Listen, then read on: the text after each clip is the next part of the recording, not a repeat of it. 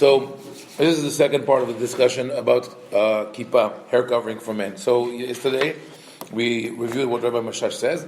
He was asked the question. He lined up all the sources, and he showed that on one hand you have sources in the Mishnah and like in the Mishnah and Talmud, Yonim, that say that one has to cover his head, and on the other hand you have sources that say that one does not have to cover his head, even when praying, reading Torah, and saying berachot, etc. After he compared the two sets of sources, he came to the conclusion that one of them is the actual halacha, which is that one does not have to cover his head, and the other one is the stories of individuals who took it upon themselves, but was not the general requirement. Then he moved on to look at the at later commentators, and when we go into what would be medieval times, he quotes several sources. One is Rabbi Shlomo Luria of Poland of the 14th, 15th century. He says this, "לולא שאיני רגיל לחלוק על הקדמונים אם לא שיש גדול שיסייעני, הייתי נוטה להקל ולברך בגילוי הראש. ואפילו לקרוא קריאת שמע שרי." He says, I'm not used to disagree with those who wrote or existed before me, but I think that there's no problem to say beracha and even reading the Shema with one's head uncovered. But he says, "Aval bazeh temehani," and this is like living in Europe, medieval times in Europe. It says, "Temehani shenahagu isur bifri'at rosh af belo tefillah velo yada'ti me'ayin ze lahem." Says, I'm surprised that people are very strict on covering their head, men, constantly, even not during prayers. And I don't know where they took it from. It's interesting. And Rabbi Messas says, of course you have many sources, but what he means by that is none of the sources is strong enough to require that people will cover their hair on a regular basis. Today it became almost like the clear marker whether one is observant or not. But you see it in Europe 500-600 years ago, still was not, the rabbis even were wondering about that. And it seems like this is really something that evolved, that originally few individuals did that, then more people did it and more occasions, and then they felt you have to do it in the Bet Knesset, and if you do the Bet Knesset, you want to do it outside as well. And don't forget that in Europe also most of the time people would cover their head because of the cold. So it has to do also with the weather and with fashion, right? In some parts of North Africa also, even in hot weather, people used to cover their head, the Tuareg, in other places, out of respect, or sometimes to protect themselves from sand or heat or other things. So this is what he quotes there. Now, the next comment that I want to see here, I'm not going to go through all the sources, but it's more a question of methodology, like of how we view the writings of previous generations, because people have this tendency to say, you look at the book, the rabbi said that, and you say, Kadosh, Kadosh, Kadosh, right? You cannot argue with the rabbi, especially if they're one of the greater poskim. So he quotes Rabbeinu Yaakov ben Harosh, the Rabbi Yaakov, the son of Rabbeinu Asher. Rabbeinu Asher was born in Germany in the 13th century, and then moved to Spain because of persecutions. His son, Rabbeinu Yaakov, also was born in Germany, but lived most of his life in Toledo, in Spain. So he had sort of like a balance between the Ashkenazi school of thought and the Sephardic school of thought. He was the first one to write a comprehensive encyclopedia of halakha after Rambam. And the question that Rabbi Messas raises on Rabbeinu Yaakov is, how is it possible that when he wrote all the opinions of halakha regarding hair covering, he omitted the opinion of his own father? It says, "Ech ne'alma mimenu sevarat aviv shekatav vehiber be'atzmo." He says, eventually he says that he disagrees with him completely, but in his discussion he says this, נראה לומר שאף שחיברם בעצמו יכול להיות שנעלמה ממנו. So it is possible, even if you wrote the book and you made a certain statement or arrived at a certain conclusion, maybe you forgot it. You're talking about a strong thing. A strong thing. It says forgot.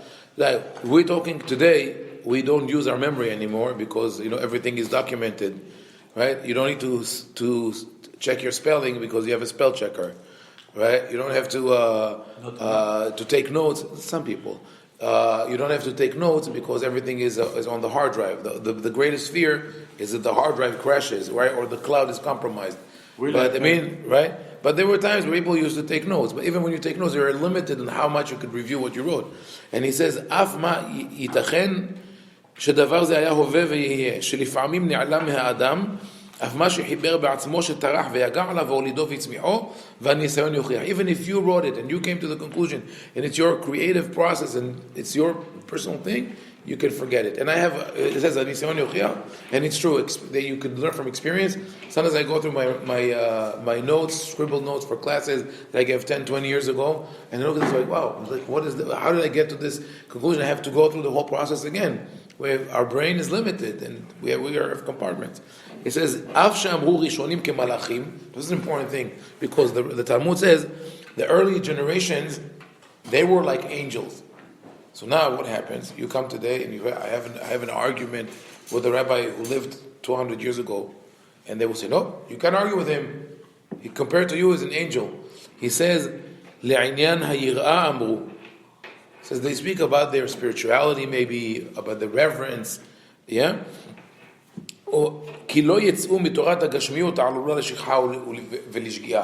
Says you want to tell me, he says, that they are angels and therefore they will never make a mistake, they will never forget. At the end of the day, they are human, flesh and blood, mortals. And he says, then he brings examples in the Talmud. We find that Rabbi Hiya bar Abba, one of the early rabbis of the Talmud, forgot the text of the Ten Commandments. And the Baalei Tosafot, who lived in the 12th century, forgot a certain pasuk. And Rashi, in his commentary on the Tanakh, says that the table is called an altar, Shulchanika Mizbeach, Kach Shamati. I've heard this interpretation. He says, but he himself wrote this interpretation in the Talmud somewhere else. So he forgot what he wrote in other places. So this is one important comment that he makes that we have to have in mind when we come to study halakha, to realize that you're allowed to question, you're allowed to argue, you're allowed to say, maybe you didn't see that, you did forgot that. Then he comes to the Shulchan Aruch. Shulchan Aruch is a big problem. Why is it a problem? Because people always say, when you ask right halakha, the way the observing people, I follow the Shulchan Aruch. Right? Shulchan Aruch, Rabbi Yosef Karo, lived in the 15th, 16th century, and his book was accepted widely, that's what we think, among all Sephardim. This is, I would say, more a myth, because in most of North Africa it was not accepted, and in other places, what they called Arabistan, the Middle East, and other places, it was accepted but modified. So nobody follows Shulchan Aruch as it was written. But the bigger problem is that you cannot even follow Shulchan Aruch as it was written. Why? He brings the example of Gilui Rosh, right? Of covering your hair. He says this. B'siman het katav bet Yosef. In one place, in his commentary he wrote that it's forbidden to go without, to walk around with your hair uncovered. In another place, Siman Samech Aleph, he quoted other sources that say that it's optional and did not comment anything on that, just quoted them verbatim. In another place, 91, Haim writes, Nira shehu mahloket im mutar levarech begilui harosh or im asur. It says it seems there is a dispute whether it's allowed or permitted to say bracha with your hair uncovered. Because Rabbeinu Yeruham was one of the early Ashkenazi rabbis, said that it's forbidden, that's our minhag, but he only speaks about blessing. So the Rabbi Yosef Karo himself, Shulchan Aruch, gives you like 4 or 5 options, and he never says which one is the final halakha. So what do you do? He says v'kol hasvarot halalu hem satrei ahadadeh min hakatzeh ad hakatzeh. It's like total contradiction, poles apart. Says v'im ken ech maran zal kibetz et kulam ke'amir gorna.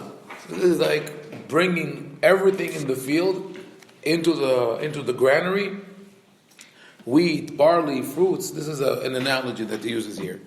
He says, אחר ההתבוננות, נראה לקוצר דעתי דמרן ז"ל, לא הכריע דעת קודשו כאחד מהפוסקים הנזכרים, כי כל אחד יש לו סמך מהש"ס והמדרש. רק הודיענו בשולחן ערוך דעת כולם להורות נתן. He says, Rabbi Yosef Karo did not decide the final halacha, but rather, he says, he informed us of all these opinions, שכל אחד יעשה בזה מה שירצה, ויש לו על מי שיסמוך. Do as you wish, and if you do this, you could rely on that. It says now, the important thing is that it's not what the observation that Rabbi Yosef Meshash makes on regarding the writing of the Shulchan Aruch is applicable not only in this halakha, but really for the totality of the Shulchan Aruch. People think usually that Rabbi Yosef Karo gave us like the final halakha, this is what you do. Not true. What he did was, he gave almost on every halakha 2 or 3 options. What was his intention? He wanted everybody to adhere to one book, not to one halakha. He realized that Maimonides, who gave one halakha to all and did not allow diversity, right? It was a monolithic halakha. Nobody followed it. People do not follow Maimonides.